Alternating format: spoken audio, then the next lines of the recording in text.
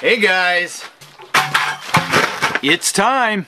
Alright, the moment you guys have been waiting for. So I've gotten tons of questions. Mike, when are you going to finally do another video on your update on the Japanese maple seeds? Well, we are here right now. So I just went out to the fridge the other day. We got a fridge on our back porch and I wanted to check and see where these seeds were at.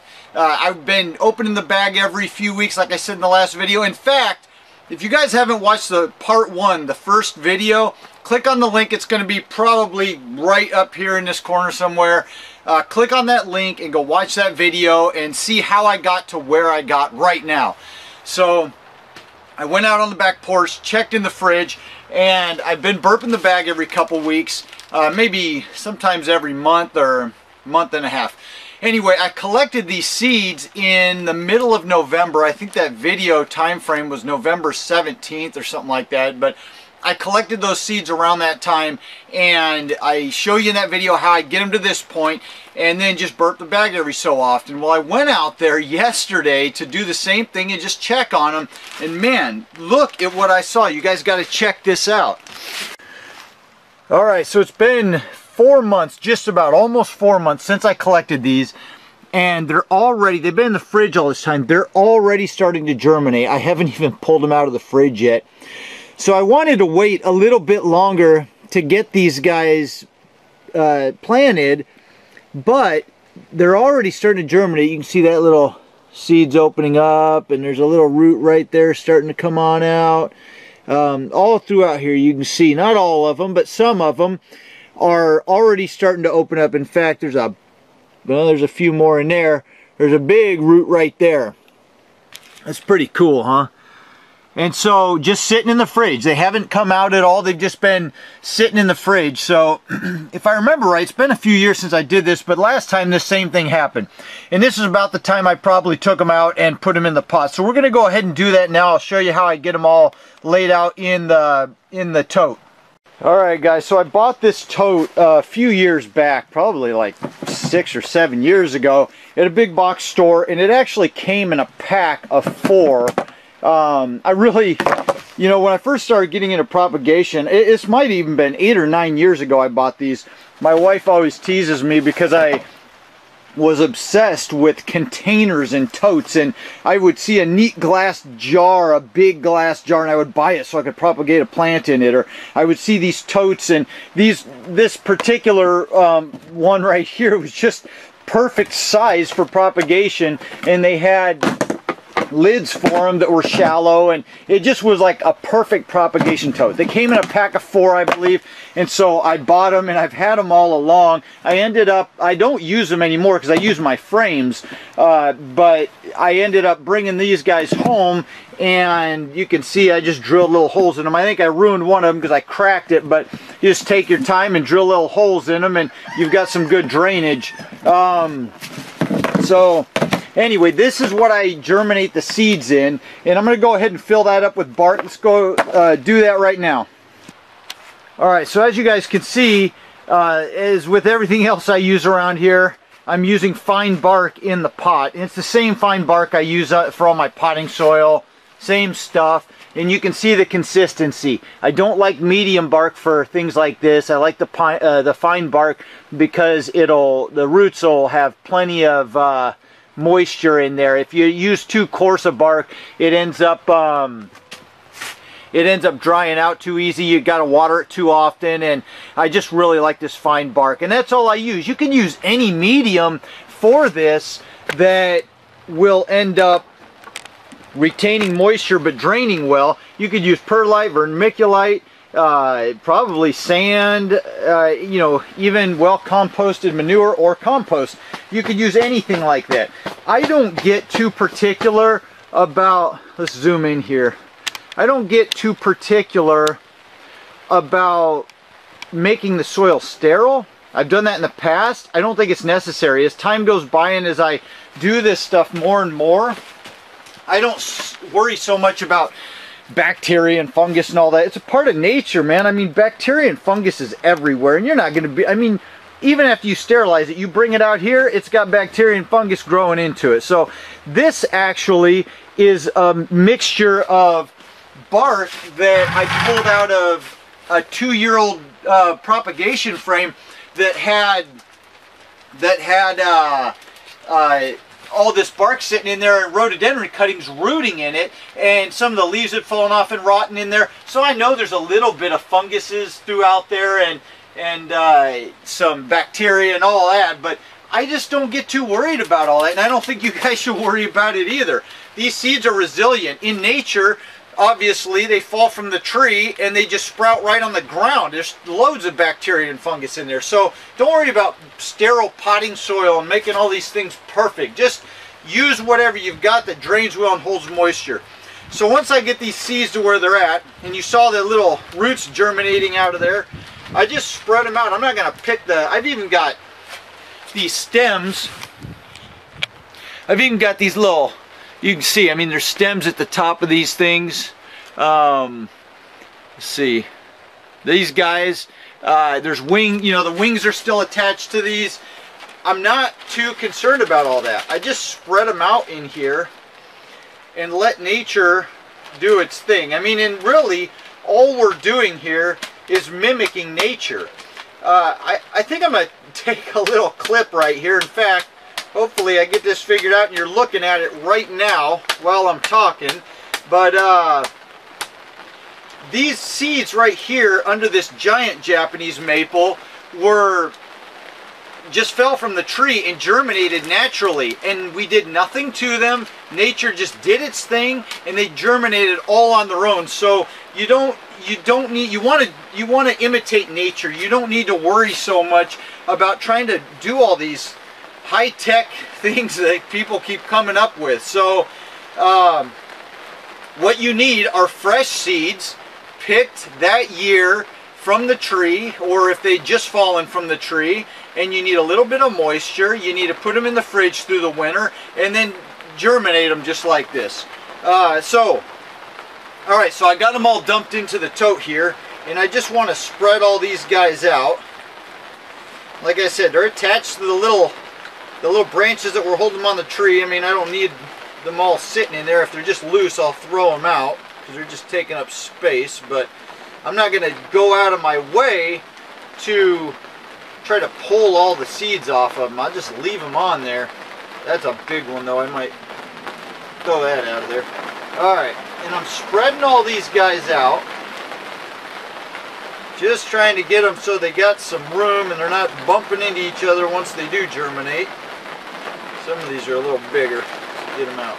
Alright. I think I pretty well got them spread out here. And then I'm going to run back out with this tote and I'm going to dump maybe a 1/4 inch, not much, more fir bark right over the top of all this, and we're going to pack it down a little bit. So be right back. Alright, I'm going to actually show you this process just so there's no worries about what we're doing here. So let me try to zoom back out a little bit here. So I've got this shovel full of the bark, and all I'm going to do is just kind of spread a light layer. I'll spread it out here in a sec. We'll just get it on there. I don't want to put much on there. We're just barely trying to cover them. In fact, you may not even really need to cover them with the lid on because it'll hold plenty of moisture. I think one of the things that people run into, one of the problems people run into with seeds and trying to germinate them, is they bury the seeds, and you really don't need to do that. Once again, in nature, the seeds just fall to the ground. There's nothing covering them up.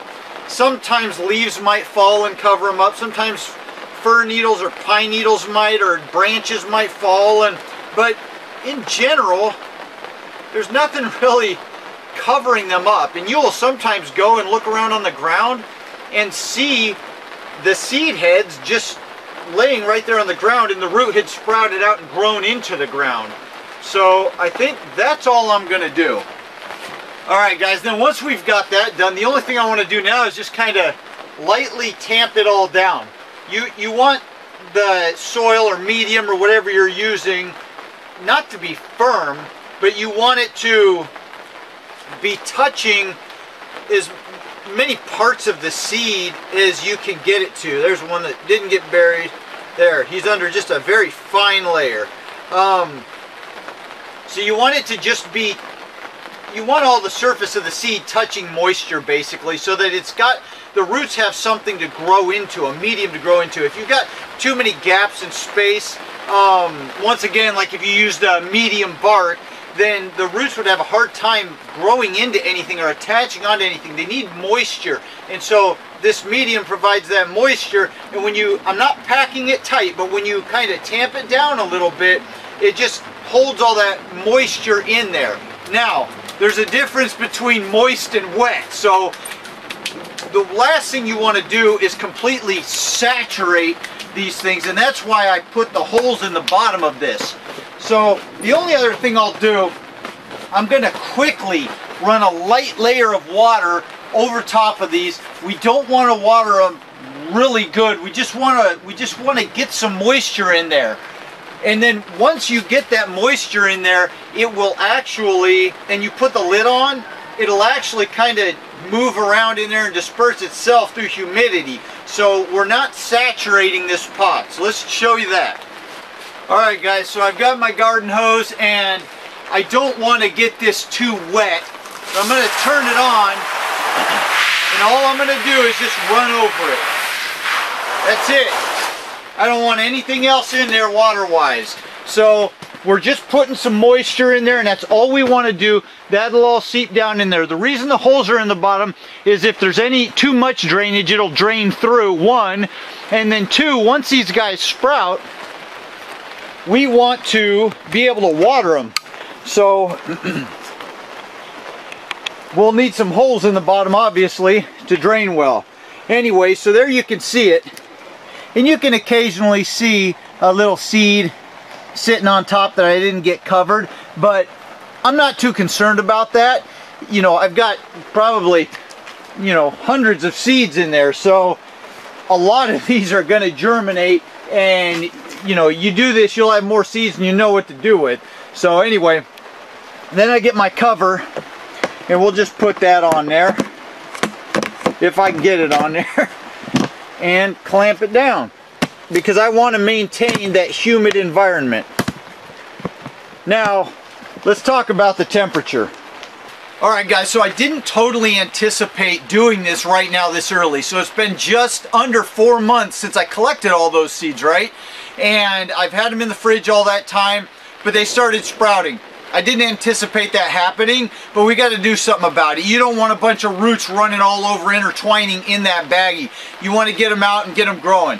So the reason I was going to wait a little bit longer to actually plant these out is because in Western Washington, in the Puget Sound region, we still get some freezing days or nights into, usually, I think our last frost on average is somewhere in the beginning to middle of May. We've seen snow in June. It's really weird weather in the springtime here. If I sound like I'm yelling at you guys, I am yelling at you. No, it's raining outside, and I feel like I can hear that louder than I can hear me. So anyway, we get pretty cold weather sometimes all the way into June. And then like last year, it was really hot early on in April. Actually, I think like end of March through April, May, we had like really dry spell going through the spring. And it was really, really hot and warm, sunny. Now, I don't think that's going to happen this year. They're forecasting a lot of rain, but I'm not too worried about the temperature outside unless it gets down into the 20s. Then I might bring that whole tote inside, put it in the fridge, or bring it inside the house. Well, I probably wouldn't want it in the house because it's 70 degrees in there, but I would put it in the fridge, or maybe in the fridge in the house if my wife lets me. The goal is to keep those seeds somewhere between 30 and 40 degrees. I mean, preferably above freezing, but you know, somewhere still kind of in the cool area, because we're not quite into spring yet. We're still into winter. Now, having said all that, and having to get these guys planted out sooner, I'm not too concerned. And the reason is because I've got this hoop house over me. It does not hold a lot of heat. It's wide open, the doors are open in the front and back, and there's no double layer. I don't have any insulation or anything, but it does let light in, which sometimes kind of keeps this area in here a couple degrees warmer than the outside, maybe if it's even a degree or two. The other thing is the pot is sitting on the ground over there, and it is also translucent, lets light through. So the light is coming through this barrier and increasing the temp maybe a degree or two in here.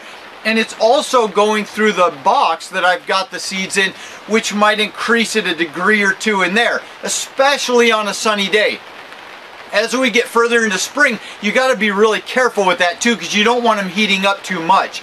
So I'll keep an eye on things. I'm not really worried. I'll just leave them out here behind me in that tote in the hoop house and just watch them. I'm sure within a couple weeks we'll start seeing them little sprouts coming up. These seeds are more resilient than you might think. Like I said, out in nature, they just pop up and grow on their own, and they don't have anybody tending to them or doing anything for them at all. So I'm sure a lot of these guys are going to grow just fine, even though we're setting them out a little bit sooner than we meant to. And I looked at the forecast. It showed that we've got a few lows of 31 degrees over the next month. I'm fine with that. Like I said, if it dipped down into the 20s, then I might start thinking about bringing them in. But we're headed towards spring. The warm weather's coming. Oh, and by the way, with this plastic on this thing, and the tote, it will heat up even more, which I really like, because it'll cause more of those seeds to germinate as we go into spring. If you have a heating mat or something like that, you could actually set these on a heating mat. You don't want to heat them up too fast, too soon in the year, or you're going to have a problem if they all start germinating and you can't keep them all warm.